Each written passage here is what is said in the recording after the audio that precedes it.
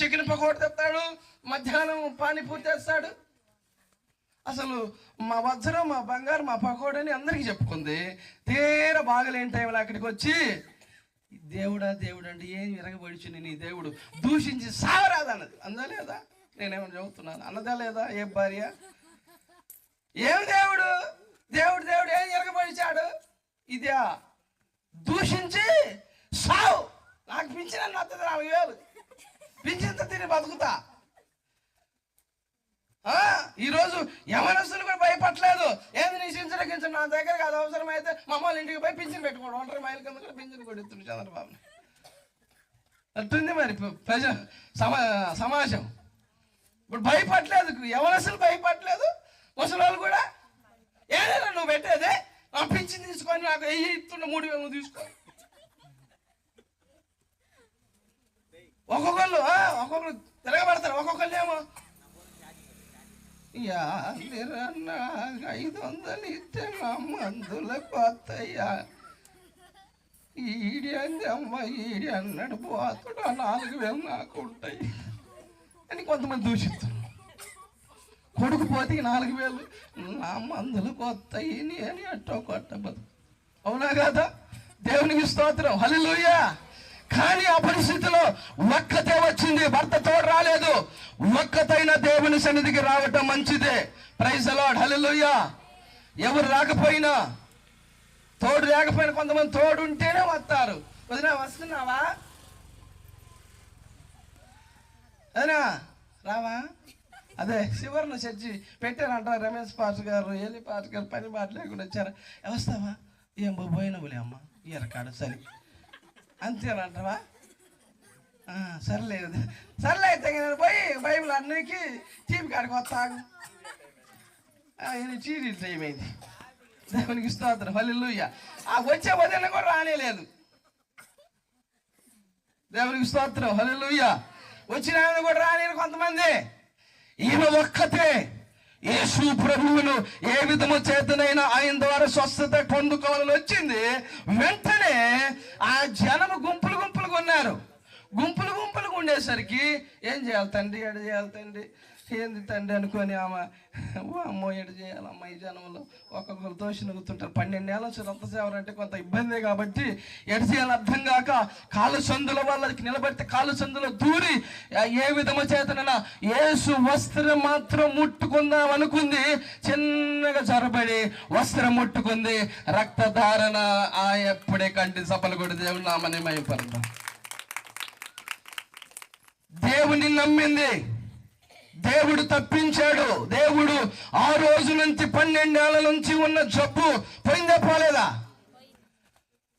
పోయిందే పోలేదా?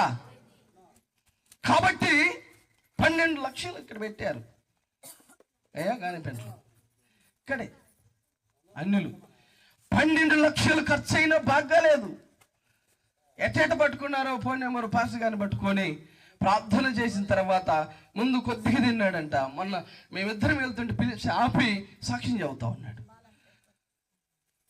12 లక్షలు పోని రోగం ప్రార్థనతో దేవుడు బాగు చేశాడా లేదా?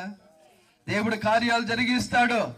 దేవునికి అసాధ్యమైంది లేదు. అందుకనే 12 ఏళ్ల నుంచి రక్తధారణ వెంటనే కట్టింది. అందుకనే మనము ఎటువంటి పరిస్థితులను దానియేలు గ్రంథం ఒక మాట చదువుతాం. దానియేలు గ్రంథం 3వ అధ్యాయము 16వ వాక్యం మనం చూసినప్పుడు అక్కడ చక్కని మాట రాయబడి ఉంటుంది. దానియేలు 3వ అధ్యాయము 16వ వాక్యం. షడ్రకు మెషెక్కును రాజుతో ఇలాగ చెప్పిరి, నెబుకద్నెజరు ఇన్నును గూర్చిన నిన్ను గూర్చి ప్రత్యుత్తరము ఇవ్వవలసిన చింత మాకు లేదు. మేము సేవించుచున్న దేవుడు మండుచున్న ఏడిమి గల ఈ అగ్నిగుండములో నుంచి మమ్మలను తప్పించి రక్షించుటకు సమర్థుడు.